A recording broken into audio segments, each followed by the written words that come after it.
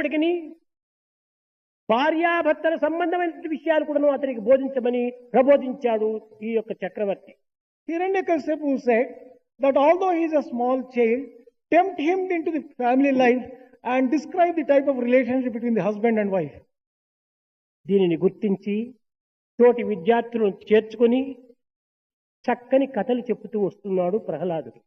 Prahalada realized this and he collected all his co-students and began teaching them certain lessons. పిల్లలారా, నాకు నారదుడు బోధించినటువంటి ఒక కథల్లో ఒకటి ప్రధానమైనటువంటి కథ నాకు జ్ఞప్తికి వస్తుంది అది అన్నాడు.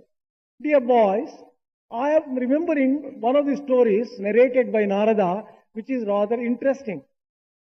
ఒక రాజుకు అనేక మంది భార్యలు ఉండేటువంటి వారు. A particular king had a number of wives. ఈ సౌతల పోరును భరించుకోలేక అతను నిరంతరం కూడా చింతించుతుండేటువంటి వాడు. Not being able to manage so many wives, he was worried. ఈ లోకములో భార్యల వల్ల చింతలేనటువంటి యొక్క వ్యక్తి ఉన్నాడా అని ఒక సందేహం వచ్చింది. He got a doubt.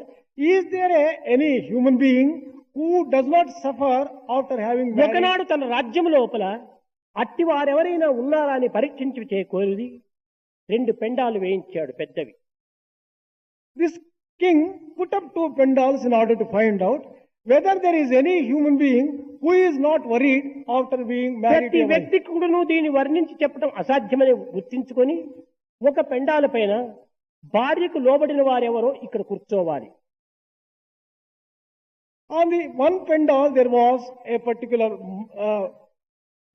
thing written, and that is those people who are not controlled by their wives could go into this pendal. భార్యను లోబర్చుకున్న వారెవరో ఈ పెండాల్లో కూర్చోవాలి అని 2 బోర్డు కట్టించాడు. In the other one, those people who have controlled their wives, they could go into that pendal. భార్యకు లోబడినటువంటి వారు ఒక పెండాల్లో, భార్యను లోబర్చుకున్నటువంటి వారు మరొక పెండాల్లో కూర్చోవాలని చెప్పి నిర్ణయించాడు. People controlled by the wives would go into one pendal.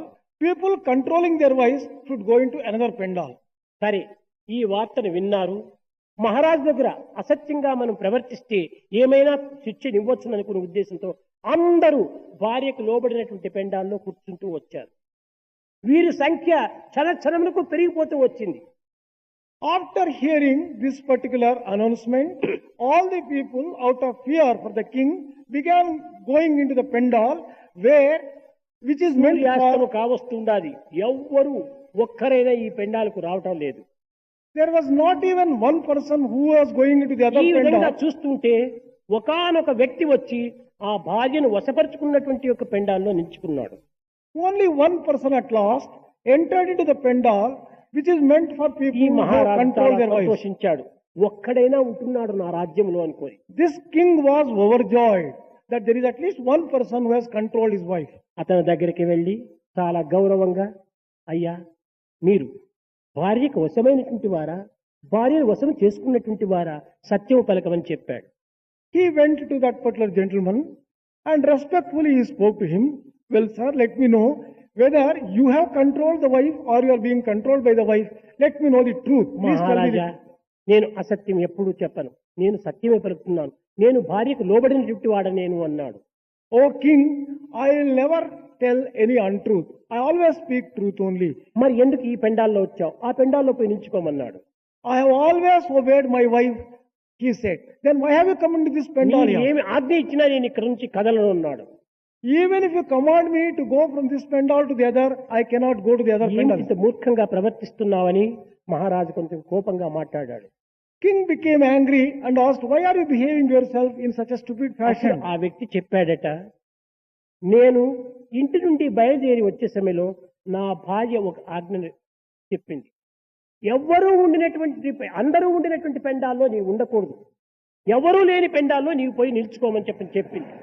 అందువల్ల నీ ఆజ్ఞనైనా నేను ధిక్కరించి నా ప్రాణమునైనా ఇస్తాను, కానీ నా భార్య ఆజ్ఞను నేను ధిక్కరించలేను అన్నాడు. At the time of leaving my home, my wife commanded that I should go into the pendal where no other individual has gone. I am prepared to disobey your command, but I can never disobey the command of my wife. Therefore, I have come into this pendal. I cannot leave this pendal. O king, come what may. అనగా మనస్సు అనేటువంటి యజమానులకు ఇంద్రియములనేటువంటి భార్యలు అధికంగా ఉంటుంట చేత ఈ ఇంద్రియములనేటువంటి భార్యలకు ఈ మనస్సు వశమైపోయినది అనేటువంటి ఈ అంతరార్థం. The inner meaning of this is, as mind has 10 sense organs as the wives, it has been controlled by the sense organs, it is not able to control them. కనుక ఈ ఇంద్రియములు మనస్సుకు స్వాధీనమైపోయి కేవలము మనస్సు మార్గనే పాటిస్తూ ఉండదు కానీ బుద్ధికి ఏమాత్రం కూడా వశం కావటం లేదు.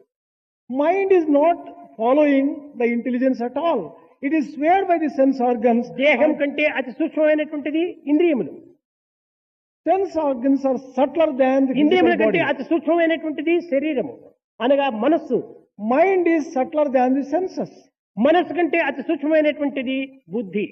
Intelligence is subtler than the బుద్ధి mind. కంటే అతి సూక్ష్మమైనటువంటిది ఆత్మ.